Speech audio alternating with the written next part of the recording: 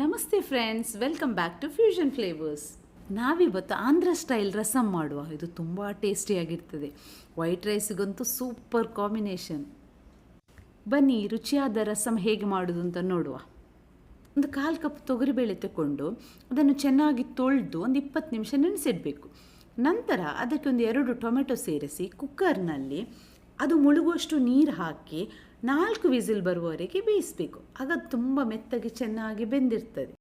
ಈಗ ಬೇಳೆ ಬೇಯುವಷ್ಟರಲ್ಲಿ ನಾವು ಅದಕ್ಕೆ ಬೇಕಾದ ರಸಮ್ ಪೌಡರ್ ರೆಡಿ ಮಾಡುವ. ಒಂದು ಪ್ಯಾನ್ ತೆಕ್ಕೊಂಡು ಅದಕ್ಕೆ 2 ಚಮಚದಷ್ಟು ತೊಗರಿಬೇಳೆ ಸೇರಿಸಿ ಮೀಡಿಯಮ್ ಫ್ಲೇಮಲ್ಲಿಟ್ಟು ನಾವು ಅದನ್ನು ಚೆನ್ನಾಗಿ ಫ್ರೈ ಮಾಡಬೇಕು.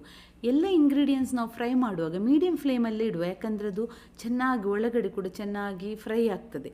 ಇಲ್ಲದ್ರೆ ಹೊರಗಡೆ ಅದು ಕಪ್ಪಾಗಿರ್ತದೆ, ಒಳಗಡೆ ಹಾಗೆ ಮೆತ್ತಗಿರ್ತದೆ.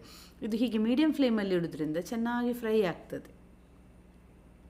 ಅದು ಕೆಂಪು ಬಣ್ಣಕ್ಕೆ ತಿರುಗಿದಾಗ ಅದನ್ನು ತೆಗೆದು ಸೈಡಲ್ಲಿ ಒಂದು ಪ್ಲೇಟಿಗೆ ಹಾಕ್ಕೊಳ್ಳಿ.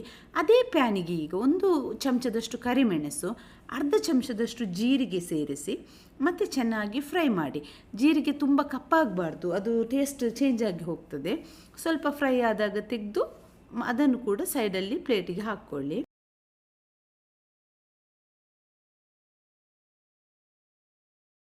ಈಗ ಅದೇ ಪ್ಯಾನ್ಗೆ ನಾವು 2 ಚಮಚದಷ್ಟು ಕೊತ್ತಂಬರಿ ಬೀಜ ಸೇರಿಸುವ ಮತ್ತು ಅದಕ್ಕೇನೆ ಅರ್ಧ ಚಮಚದಷ್ಟು ಕಡಲೆಬೇಳೆ, ಅರ್ಧ ಚಮಚದಷ್ಟು ಉದ್ದಿನಬೇಳೆ ಸೇರಿಸಿ ಚೆನ್ನಾಗಿ ಫ್ರೈ ಮಾಡುವ.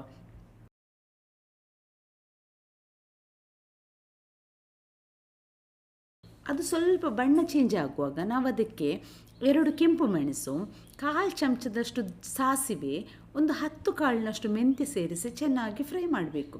ಇದನ್ನು ಬೇರೆ ಬೇರೆಯಾಗಿ ಫ್ರೈ ಮಾಡೋದು ಮತ್ತು ಸ್ವಲ್ಪ ಲೇಟಾಗಿ ಇಂಗ್ರೀಡಿಯೆಂಟ್ಸ್ ಸೇರಿಸೋದು. ಯಾಕಂದರೆ ಕೆಲವು ಇಂಗ್ರೀಡಿಯೆಂಟ್ಸ್ ಬೇಗ ಫ್ರೈ ಆಗ್ತದೆ, ಕೆಲವು ಲೇಟ್ ಆಗ್ತದೆ. ಅದರಿಂದಾಗಿ ಕೆಲವು ಕಪ್ಪಾಗಿ ಹೋಗುವ ಸಾಧ್ಯತೆ ಇದೆ. ಅದಕ್ಕೋಸ್ಕರ ನಾವು ಅದಕ್ಕೆ ಬೇಕಾದ ಹಾಗೆ ಇಂಗ್ರೀಡಿಯೆಂಟ್ಸ್ ಸೇರಿಸಿ ಫ್ರೈ ಮಾಡ್ತಾ ಇದ್ದೇವೆ.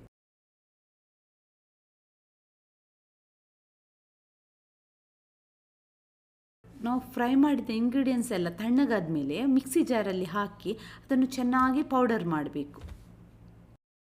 ನಾವು ಬೇಯಿಸ್ಲಿಕ್ಕಿಟ್ಟ ಬೇಳೆ ಚೆನ್ನಾಗಿ ಬೆಂದು ರೆಡಿಯಾಗಿದೆ. ನಮಗೆ ಈಗ ರಸಮ್ ಮಾಡಲಿಕ್ಕೆ ಹುಣಸೆ ಹಣ್ಣಿನ ರಸ ಬೇಕು.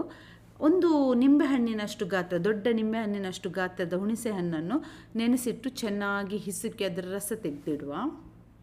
ನಾವು ಬೇಯಿಸಿಟ್ಕೊಂಡಂತಹ ಬೇಳೆ ಮತ್ತು ಟೊಮೆಟೊವನ್ನು ಚೆನ್ನಾಗಿ ಮಿಕ್ಸ್ ಮಾಡಬೇಕು. ಅದಕ್ಕೇನೆ ನಾವು ಆಗ ರೆಡಿ ಮಾಡಿಟ್ಕೊಂಡಂಥ ಹುಣಸೆ ಹಣ್ಣಿನ ರಸವನ್ನು ಸೇರಿಸಬೇಕು. ಹಾಗೆ ಒಂದು 5-6 ಜಜ್ಜಿದ ಬೆಳ್ಳುಳ್ಳಿ, ಒಂದು 10 ಹೆಸರಿನಷ್ಟು ಕರಿಬೇವಿನ ಎಲೆ ಕೂಡ ಸೇರಿಸಬೇಕು. ಮತ್ತು ಅದಕ್ಕೊಂದು 2 ಗ್ಲಾಸ್ನಷ್ಟು ನೀರು ಸೇರಿಸಿ ಮತ್ತು ರುಚಿಗೆ ಬೇಕಾದಷ್ಟು ಉಪ್ಪು ಸೇರಿಸಬೇಕು. ನಾನಿಲ್ಲಿ ಒಂದು 2 ಚಮಚದಷ್ಟು ಸೇರಿಸಿದ್ದೇನೆ. ನಿಮ್ಮ ರುಚಿಗೆ ಅನುಗುಣವಾಗಿ ನೀವು ಸೇರಿಸ್ಬೋದು. ಹಾಗೆ ನಾವು ರೆಡಿ ಮಾಡಿಟ್ಕೊಂಡಂತಹ ರಸಮ್ ಪೌಡರ್ನಿಂದ ಒಂದು 2 ಚಮಚ ರಸಮ್ ಪೌಡರ್ ಸೇರಿಸಬೇಕು ಮತ್ತು ಇದನ್ನು ಚೆನ್ನಾಗಿ ಮಿಕ್ಸ್ ಮಾಡಿ ಕುದಿಲಿಕ್ಕೆ ಇಡಬೇಕು. ನಾವೀಗ ಇದನ್ನು ಹೆಚ್ಚು ಕುದಿಸಬೇಕಾದ ಅಗತ್ಯ ಕೂಡ ಇಲ್ಲ. ಒಂದು ಕುದಿ ಬಂದಾಗ ನಾವು ಸ್ಟವ್ ಆಫ್ ಮಾಡುವ. ಈಗ ರಸಮ್ಗೆ ನಾವು ಒಂದು ಒಳ್ಳೆ ಒಗ್ಗರಣೆ ಕೊಡುವ. ತುಪ್ಪದಲ್ಲಿ ಕೊಡ್ಬೋದು ಅಥವಾ ಎಣ್ಣೆಯಲ್ಲಿ ಕೊಡ್ಬೋದು. ನಾನಿಲ್ಲಿ ತುಪ್ಪ ಯೂಸ್ ಮಾಡಿದ್ದೇನೆ. ತುಪ್ಪ ಯೂಸ್ ಮಾಡಿದರೆ ತುಂಬ ಚೆನ್ನಾಗಿರ್ತದೆ, ಸ್ಮೆಲ್ಲು ಕೂಡ ಟೇಸ್ಟ್ ಕೂಡ. ನಾನಿಲ್ಲಿ 1 ಚಮಚದಷ್ಟು ತುಪ್ಪ ತಗೊಂಡಿದ್ದೇನೆ. ಅದನ್ನು ಬಿಸಿ ಮಾಡಿ ಅದಕ್ಕೆ 1 ಚಮಚದಷ್ಟು ಸಾಸಿವೆ, 1 ಚಮಚದಷ್ಟು ಉದ್ದಿನಬೇಳೆ, ಹಾಗೆ ಒಂದು 5-6 ಜಜ್ಜಿದ ಬೆಳ್ಳುಳ್ಳಿ ಸೇರಿಸಿದ್ದೇನೆ ಮತ್ತು ಒಂದು 10 ಹೆಸರಿನಷ್ಟು ಕರಿಬೇವಿನ ಎಲೆ ಸೇರಿಸಿ ಇದನ್ನು ಚೆನ್ನಾಗಿ ಫ್ರೈ ಮಾಡಿ ರಸಮ್ಗೆ ಸೇರಿಸಿದರೆ ಘಮಘಮಿಸುವ ರಸಮ್ ರೆಡಿ.